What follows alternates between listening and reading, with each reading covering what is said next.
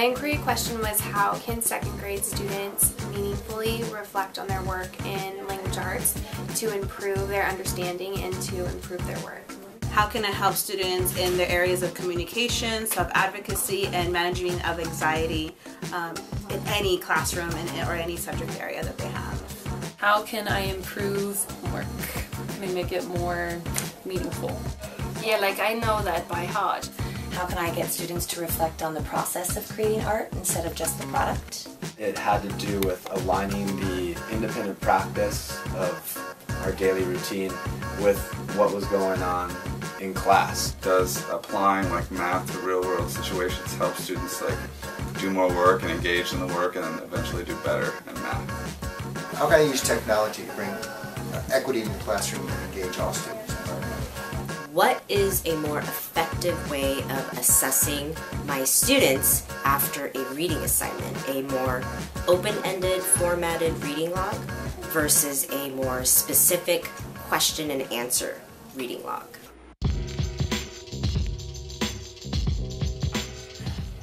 It has been a very rewarding process. I've never had the opportunity to just sit down and share with people, hey, this is my first year that I've been working as this is all the things that I've learned, these are all the strategies that I've implemented, and to be able to have almost like an audience, you know, from high-tech high students, they get an audience all the time.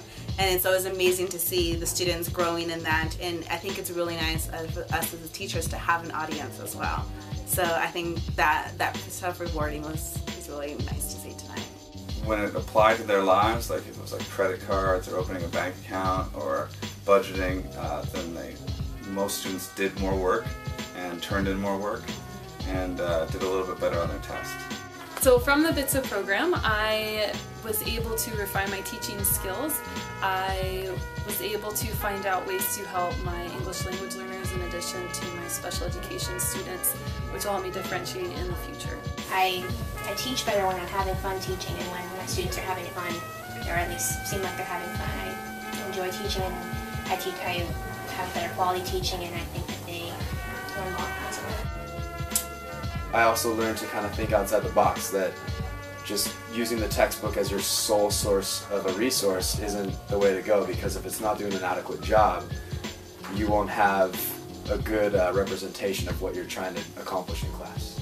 It is very important for the kids to have a personal connection to the content that they have to learn, because most of the stuff is very abstract, especially to fourth graders.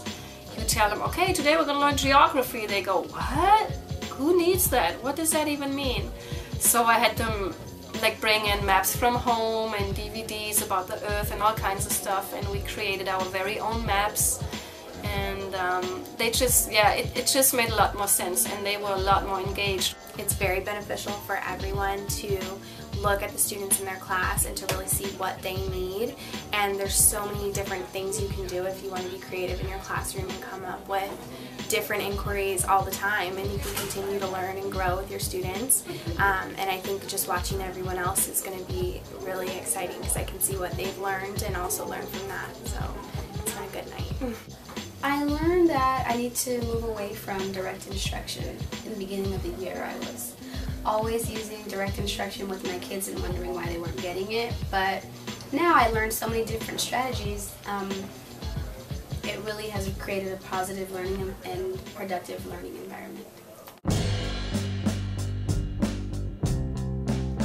Being able to really refine my teaching in just simple ways, just being able to take one or two ideas from my mentor and implement them and completely change my classroom from where I started at the beginning of the year to where I'm at now. It's a completely different place, and I couldn't have done that without my mentor's help. I think some of the answers that my students gave were surprising, pleasantly so. They were responding with visuals, and that always excites me as an art teacher instead of just words and phrases. I really got a lot out of it. I mean, teachers hear these horror stories about BTSA and it's all this work and it's horrible and it's like going back to school. Not the case at all here. Every time I came, I learned something. It was valuable every time. Things that I thought would work, like strategies I thought would be like, oh, this will be great, that didn't work. Things that I thought would work, that once I tried it, I was like, oh wow, this is the best thing ever. how easy it was, the presentation, because I don't like speaking in front of people, but it was really easy to just get up there and talk about it, and I realized how much I've learned because I was able just to go up and discuss what I've done with my students without even, you know, thinking about it. So I was really excited about that. How, I don't want to say easy, but how calming it was, I would say. With all the hard work and everything comes together, how natural it was. You know, at the beginning you have this inquiry question, you're like, okay, you have to figure out this question and collect all this data and prove that you've been doing it all year. But when you really step back and look, okay, what is my job as a teacher? What am I supposed to be doing? And you approach it in that sense, when it comes all together and you present it to someone, then it's natural.